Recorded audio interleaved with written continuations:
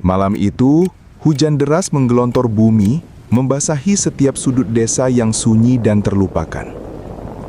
Angin dingin berhembus lewat celah-celah jendela rumah kayu tua itu, membawa aroma tanah basah yang membaur dengan bau kayu lapuk dan debu. Di dalam rumah yang remang-remang, Rina duduk sendiri, memeluk tubuhnya, mencoba menenangkan diri dari kegelisahan yang mulai merayapi pikirannya. Lampu yang redup menciptakan bayangan hitam yang menari-nari di dinding, seolah makhluk-makhluk tak kasat mata sedang mengintip dari balik kegelapan. Jarum jam berdetak pelan. Suara itu menembus keheningan malam yang mencekam. Saat jarum menunjuk pukul 11:47, tiba-tiba terdengar suara aneh di atas atap. Duk, duk, duk.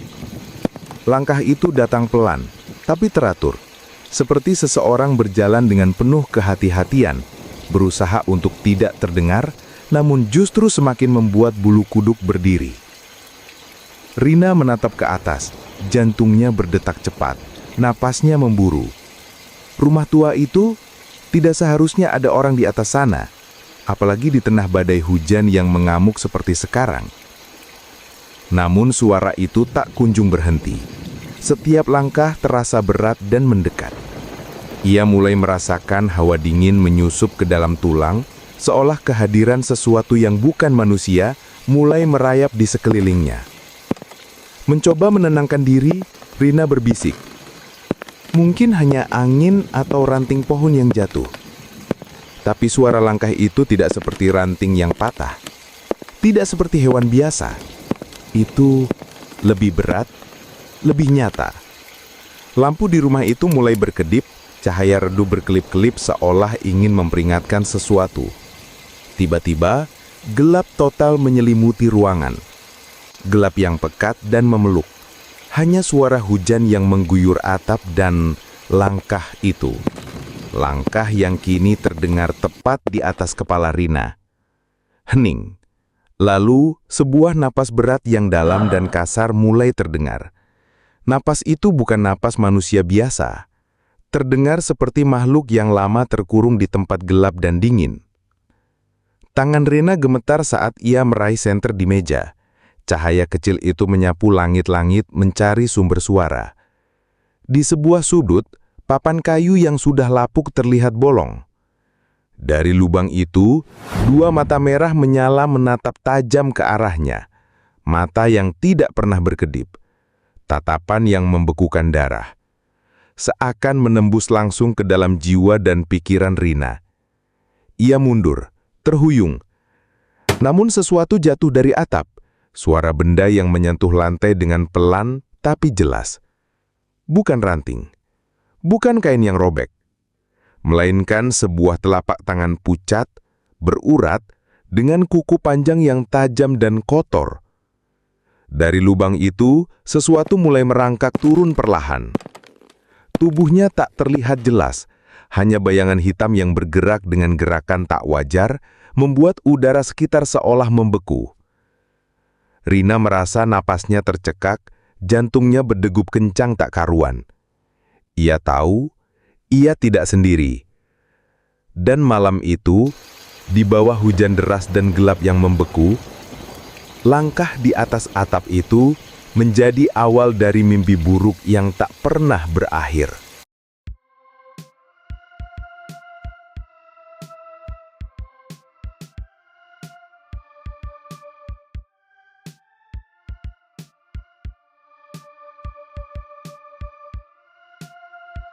Pernah dengar pepatah, jangan ambil sesuatu yang bukan milikmu.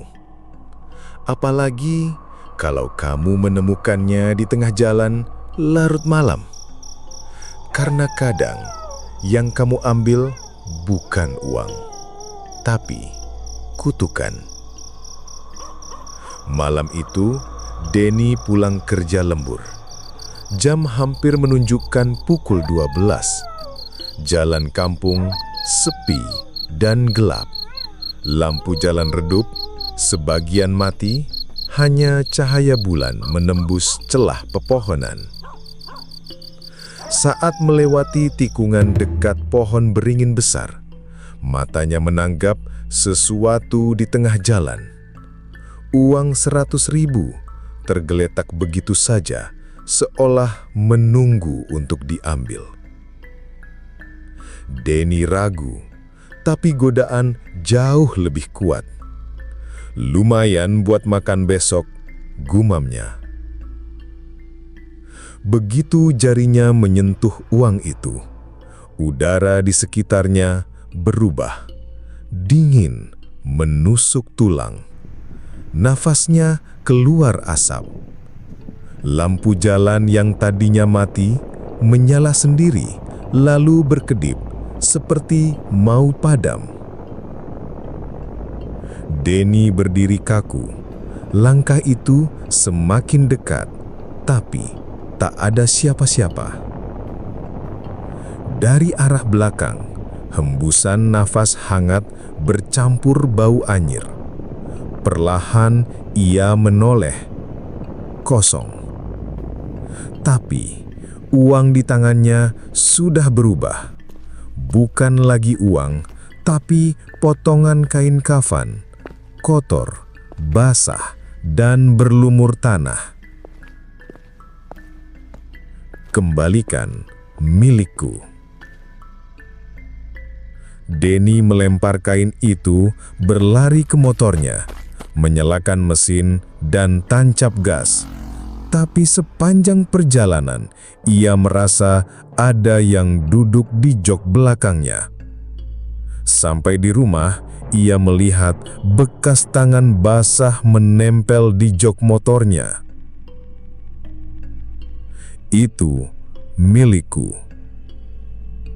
Sejak malam itu, Denny tak pernah lagi berani mengambil uang di jalan, karena ia tahu tidak semua uang adalah rizki.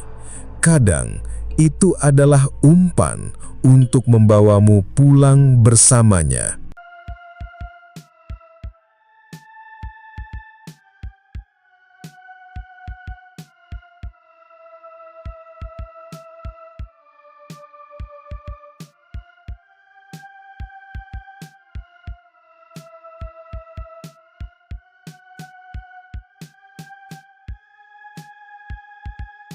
Malam itu, Rudi berjalan sendirian di trotoar basah setelah seharian mencari pekerjaan.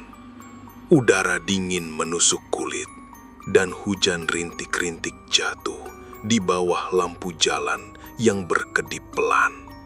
Ia lelah, frustrasi, dan hampir putus asa.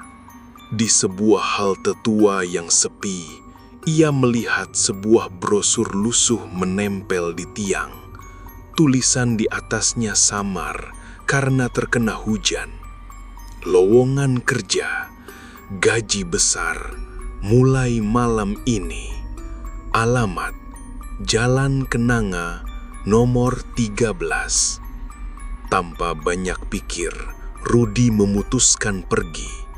Jalannya semakin sunyi, rumah-rumah mulai jarang, dan kabut tipis merayap di aspal. Semakin dekat ke alamat itu, suasana makin aneh. Rudi merasa seperti ada mata yang mengawasinya dari kegelapan. Sampai akhirnya, ia tiba di depan sebuah rumah tua besar dengan cat terkelupas. Lampu merah redup menyala di lantai 2. Pintu rumah terbuka perlahan tanpa suara. Di dalam, seorang pria tua dengan jas hitam berdiri, senyumnya tipis, matanya tajam. Kamu datang tepat waktu. Pekerjaannya sederhana. Duduklah di ruangan belakang, tepat pukul 12 malam. Jangan bergerak apapun yang terjadi. Rudi patuh, jam berdetak lambat, detik demi detik terasa panjang. Tepat pukul 12, lampu padam total. Kegelapan menelan ruangan. Dari sudut terdengar suara seretan kuku panjang di lantai, mendekat, mendekat. lampu menyala kembali. Pria tua itu sudah hilang. Di kursi seberang duduk seseorang yang wajahnya persis sama dengan Rudy. Kulit pucat, mata kosong. Ia tersenyum lalu berbisik pelan. "Sekarang giliranmu mencari penggantimu."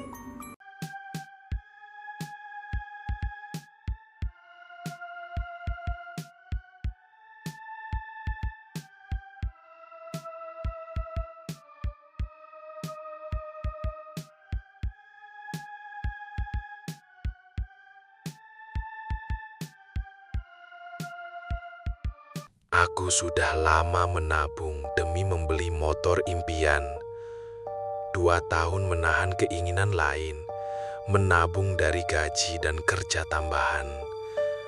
Akhirnya, sore itu, motor sport hitam yang selama ini aku idamkan ada di depan mataku.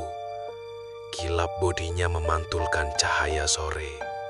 Penjualnya, seorang pria parubaya, tersenyum aneh saat menyerahkan kunci. "Awas, jangan dipakai malam-malam di jalan bypass," katanya sambil menepuk jok. Aku hanya tertawa kecil, mengira itu hanya candaan. Malamnya, aku tidak tahan untuk mencoba motor baru itu. Sekitar jam 9 malam, aku memutuskan berkeliling kota sendirian. Awalnya semua normal, suara mesin halus, angin malam menampar wajahku. Tapi mulai dari pertigaan dekat pasar lama, aku merasa ada yang mengikutiku. Di spion terlihat cahaya lampu motor lain, tapi setiap kali aku menoleh ke belakang, jalan kosong. Aku mencoba mengabaikan. Sekitar pukul 11 malam, aku pulang lewat bypass. Jalan itu sepi, hanya deru angin dan suara mesin. Tiba-tiba, suara mesin berubah jadi berat, motor seperti membawa beban. Lalu, aku merasakan sesuatu. Ada yang memegang pinggangku dari belakang. Saat aku melirik ke spion, aku hampir terjatuh. Di jok belakang, ada perempuan, rambut panjang menutupi wajah, baju compang-camping basah lumpur, kulit pucat seperti mayat. Aku memutar gas, tapi semakin cepat aku melaju, semakin erat pelukannya. Kuku-kukunya menancap di jaketku. Matanya hitam pekat, tanpa bola mata. Dengan gemetar, aku terus melaju sampai rumah. Aku loncat turun dari motor, masuk ke rumah tanpa menoleh. Pagi harinya, aku melihat motor. Jok belakangnya basah, penuh lumpur. Di tangki motor tergores tulisan, "Bawa aku pulang ke tempatku." Aku langsung menelpon penjualnya. Setelah diam lama, ia berkata pelan, "Itu motor lelang. Pemilik sebelumnya meninggal di bypass. Dia bawa pacarnya malam itu. Cowoknya ditemukan tewas, tapi jasad perempuannya hilang." Sejak hari itu, aku tak pernah berani naik motor itu sendirian. Tapi kadang dari garasi tercium bau tanah basah.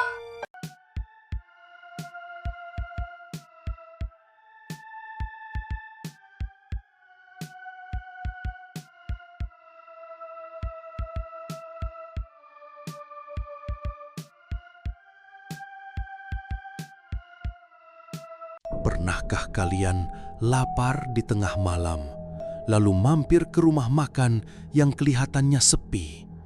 Tapi begitu masuk, suasananya terasa salah. Malam itu, hujan deras membasahi jalanan Pantura. Rudy, sopir truk, sudah 10 jam mengemudi tanpa istirahat. Perutnya melilit kelaparan.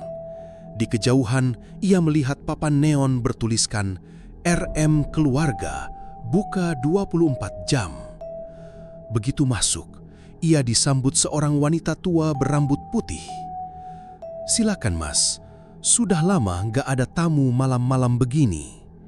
Rudi duduk. Dari sudut matanya, ia melihat meja-meja di sekitarnya penuh orang berpakaian lusuh, wajah pucat, mata kosong. Tapi saat ia mengedip, meja itu kosong kembali. Saat suapan pertama, kuah rawon itu dingin, hambar, seolah keluar dari kulkas. Wanita itu menatap tanpa berkedip. "Kalau suka, mampir lagi ya." Rudi buru-buru pergi. Tapi di parkiran, bangunan itu menghilang. Yang ada hanya lahan kosong penuh rumput liar. Di kursi truknya, mangkuk rawon itu masih ada. Tapi isinya bukan nasi, melainkan tanah basah dan belatung yang bergerak-gerak.